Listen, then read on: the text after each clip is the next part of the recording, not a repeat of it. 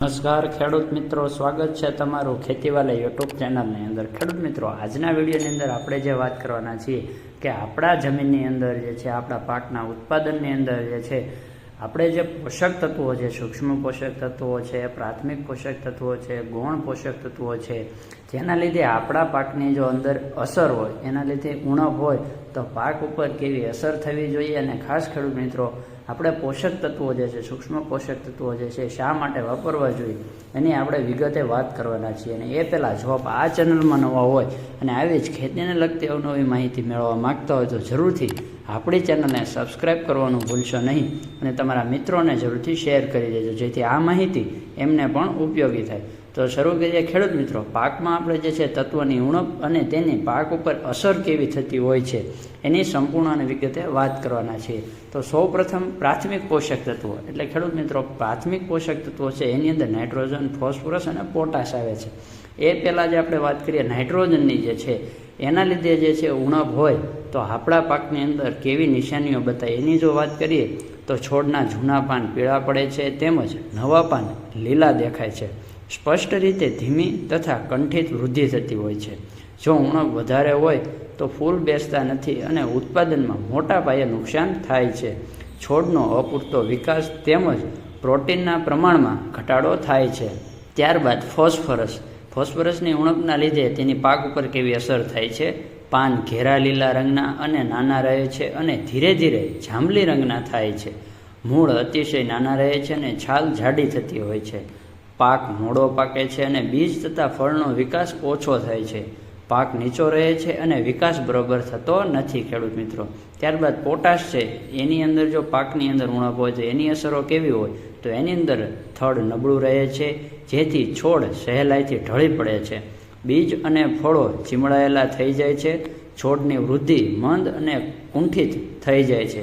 પાંદડા કિનારીઓથી સુકાવા લાગે છે અને મધ્ય ભાગમાં પાંદડાની નસો લીલી રહેતી હોય છે। આ હતી વાત ખેડૂત મિત્રો પ્રાથમિક પોષક તત્વો, એની અંદર જે નાઇટ્રોજન, ફોસ્ફરસ અને પોટાશ છે એની ઉણપને લીધે આપણા પાકની અંદર શું અસર થાય છે। ત્યારબાદ આપણે વાત કરવાનું છીએ કે ગૌણ પોષક તત્વો, એટલે કે કેલ્શિયમ, મેગ્નેશિયમ અને સલ્ફર। જો એની વાત કરીએ તો ખેડૂત મિત્રો કેલ્શિયમની ઉણપના લીધે કારણે છોડમાં જે છે ખોરાક અને પાણી સહેલાઈથી વહી શકતું નથી, જેથી ટોચના પાનની ઉણપના ચિહ્નો વધારે જોવા મળતા હોય છે।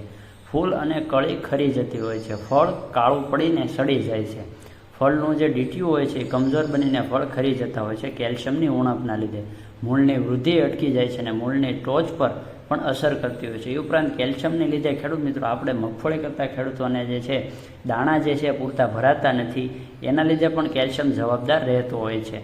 ત્યારબાદ મેગ્નેશિયમની ઉણપની જો અસરની વાત કરીએ તો શરૂઆતમાં પાન પીળું પડે છે અને નસ લીલી રહે છે, અને વધારે ઉણપથી પાનનો રંગ લાલ થઈ જતો હોય છે। એટલા જ માટે કપાસની અંદર ખેડૂત મિત્રો પાયાની અંદર મેગ્નેશિયમ યુક્ત ખાતરો વાપરવા જોઈએ, જેના લીધે આપણે ઓક્ટોબર, નવેમ્બરની અંદર જે કપાસ લાલ થઈ જતો હોય છે એ થવામાં થોડોક ઓછી શક્યતાઓ રહે।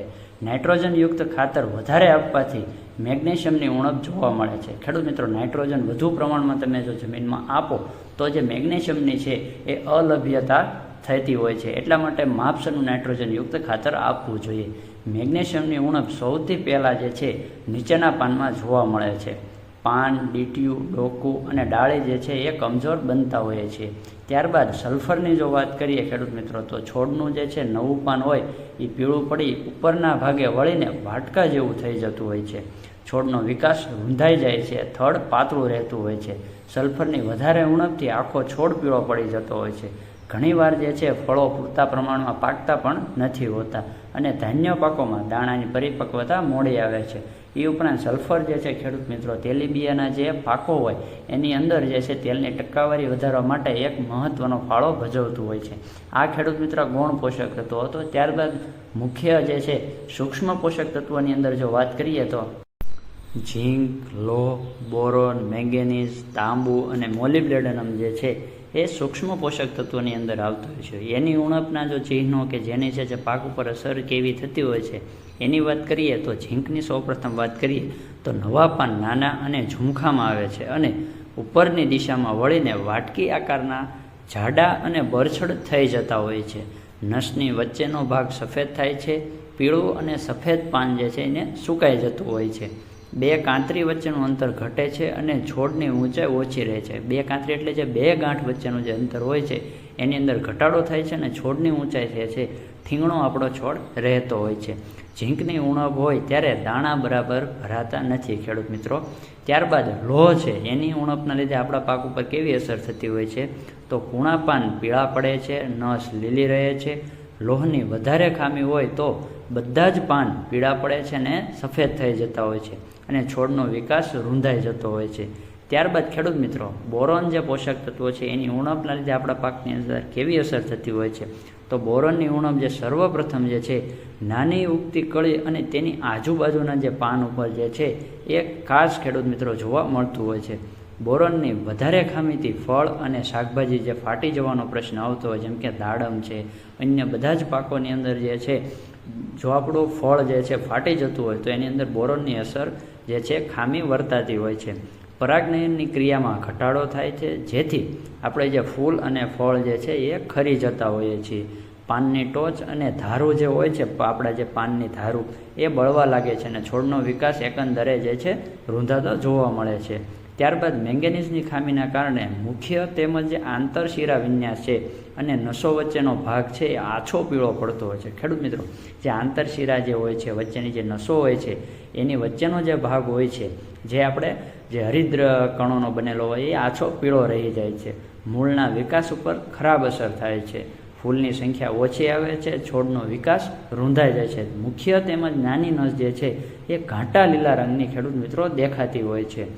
હવે વાત કરીએ તાંબુ એટલે કે કોપર જે છે એની આપણા પાકની અંદર જે છે ઉણપ હોય તો પાક ઉપર કેવા ચિહ્નો બતાય, કેવી અસર દેખાય એની વાત કરીએ તો પાનની નસમાં હરિતકણ જે હોય છે એ ઓછા થાય છે. પાનની કિનારી સુકાઈ જઈને વાંકી વળી જતી હોય છે. પાનનો રંગ ઘાટો લીલો તેમજ ભૂરો થઈ જતો હોય છે. ફૂલ તેમજ ફળની અવસ્થામાં જે છે તેનું ખરાબ પરિણામ ખેડૂત મિત્રો જોવા મળતું હોય છે. ત્યારબાદ જે છે છેલ્લું આપણું જે મુખ્ય જે છે સૂક્ષ્મ પોષક તત્વ છે જે કે મોલિબ્ડેનમ એની જો વાત કરીએ એની ઉણપના લીધે આપણા પાકની અંદર કેવી અસર થતી હોય છે તો પાનનો અગ્રભાગ જે હોય છે એ ચાબુક જેવો આકારનો ધારણ કરતો હોય છે. ત્યારબાદ પાન પીળાશ પડતા લીલા હોવાથી રંગમાં જે આપણે જે છે એ ફીકા દેખાતા હોય છે. ક્યારેક જે છે સરસયુક્ત જે ડાળી હોય છે સરસયુક્ત ડાળી હોય છે એના નીચેના ભાગમાં ગુંદર જેવો રસ ઝરતો હોય છે. ખેડૂત મિત્રો પાન કોકડા વળી જાય છે અને પાનની કિનારી ખેડૂત મિત્રો તૂટી જતી હોય છે. તો ખેડૂત મિત્રો આ હતી વાત કે આપણા જે પ્રાથમિક પોષક તત્વો જે છે ગૌણ પોષક તત્વો છે એ ઉપરાંત સૂક્ષ્મ પોષક તત્વો જે છે જેની અસર હોય કે જેની ઉણપ હોય તો આપણા પાકની અંદર કેવા ચિહ્નો બતાય એની વિગતે આપણે વાત કરેલી છે. અને આ ખેડૂત મિત્રો આવા ચિહ્નો જો તમે તમારા પાકની અંદર જણાતા હોય તો એનું યોગ્ય નિવારણ કઈ રીતે કરવું, કયા આપણે ખાતરો જે છે એનો ઉપયોગ કરવો એની માટે આપણે વિડીયો એક અવશ્યથી બનાવીશું. ને જો એ વિડીયો મેળવવા માગતા હોય તો જરૂરથી આપણી ચેનલને સબસ્ક્રાઈબ કરવાનું ભૂલશો નહીં.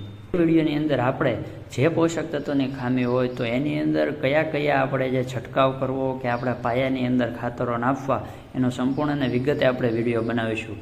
તો એ વિડીયો મેળવવા માટે જરૂરથી આપણી ચેનલ સાથે જોડાઈ જજો અને તમારા મિત્રોને જરૂરથી શેર કરજો જેથી આ માહિતી એમને પણ ઉપયોગી નીવડે. તો ખેડૂત મિત્રો કેવી લાગી તમને માહિતીને આવી જ ખેતીને લગતી અવનવી માહિતી સૌપ્રથમ મેળવવા માટે જરૂરથી આપણી ચેનલને સબસ્ક્રાઈબ કરવાનું ભૂલશો નહીં. તો ફરી મળીશું એક નવા વિડીયોની સાથે, નવી માહિતીની સાથે. જય જવાન, જય કિસાન, જય વિજ્ઞાન.